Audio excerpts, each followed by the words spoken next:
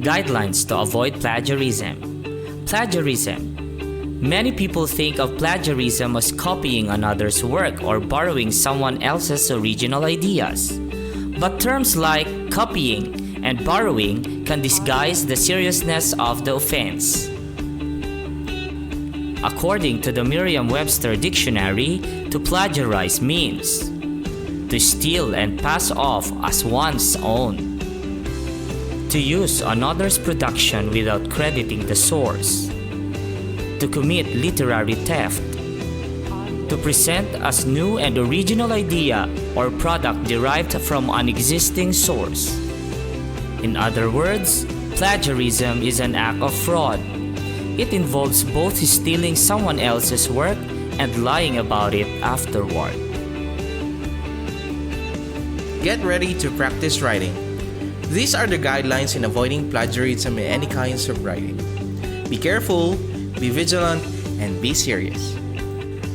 Plagiarism is a serious matter. It is an annoyance to your professor, unfair to your classmates, and destructive of the process of university education. Most students believe they know what plagiarism is. Some of them are wrong. Guideline number 1. Any part of your paper which contains the exact words of an author must appear in quotation marks with the author's name and the date of the publication and page number of the source attached. However, a quotation of more than 40 words is reproduced in an indented paragraph without quotation marks, but with the necessary identifying information. Use quotations only in special cases, such as when information is particularly concise or striking in its original form.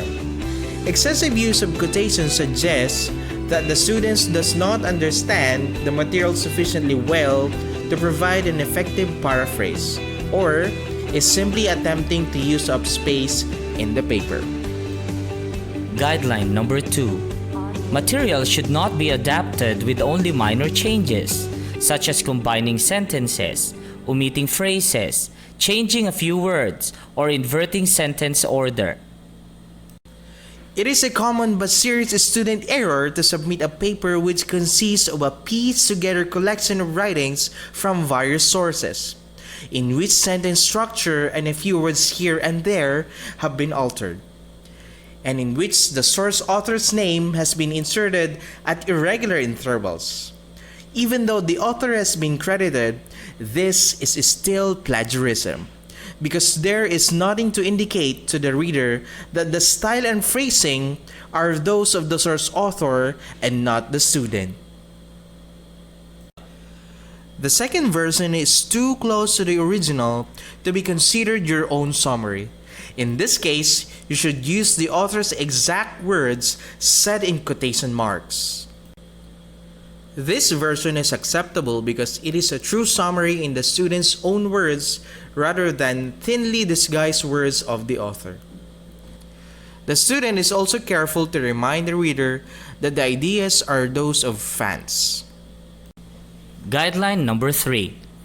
If what you have to say is substantially your own words, but the facts or ideas are taken from a particular author, then omit the quotation marks and reference with the bracketed citations, such as Jones, 1949. The page or chapter number is given whenever it may be difficult to locate the passage in the source. In practice, page numbers are always provided for citations to books, but usually not for journal articles. Guideline number 4. Always acknowledge secondary sources. A secondary source differs from a primary source in that the information comes from one author writing about what another author said, rather than directly from the original author. A student will sometimes try to create the impression of having read widely by citing a large number of papers, none of which have actually been read. Instead, the citations are obtained from a review article or a textbook, and it is the review author's statements about these studies that are the source of the information. In order to avoid plagiarism, The secondary source that was used must be cited in your paper. Moreover, simply reading the article over the original does not give you the right to borrow comments about it from a secondary source unless that secondary source is fully acknowledged in your paper. Note, your reference list should contain only the secondary sources. Secondary sources, when properly acknowledged, are legal. However, it is recommended that you use primary sources whenever possible, even if you successfully convert a review into your own words.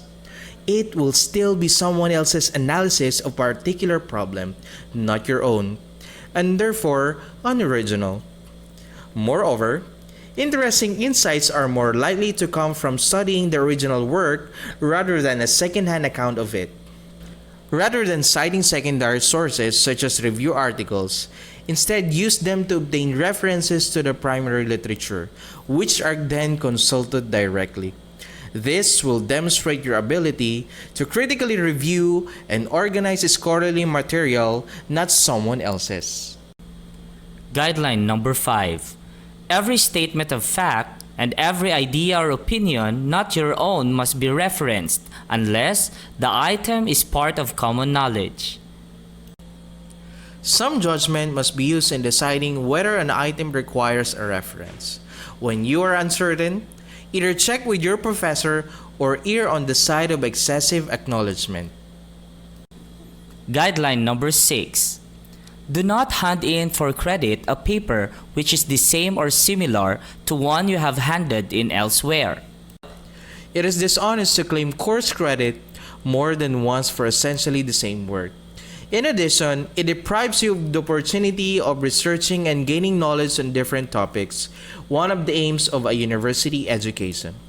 It also goes without saying that you must not submit the work of another student as your own, or purchase papers for submission. Guideline number 7. It is permissible to ask someone to criticize a completed paper before you submit it, and to bring to your attention errors in logic, grammar, punctuation, spelling, and expression. However, it is not permissible to have another person rewrite any portion of your paper, or to have another person translate into English for you a paper which you have written in another language. Students whose first language is not English or have a history of difficulty in writing are particularly encouraged to seek help from other students.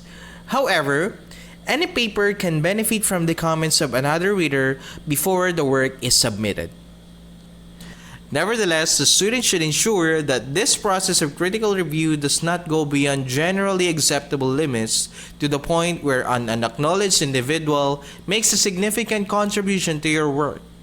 Ghostwriting is not tolerated in scholarly work.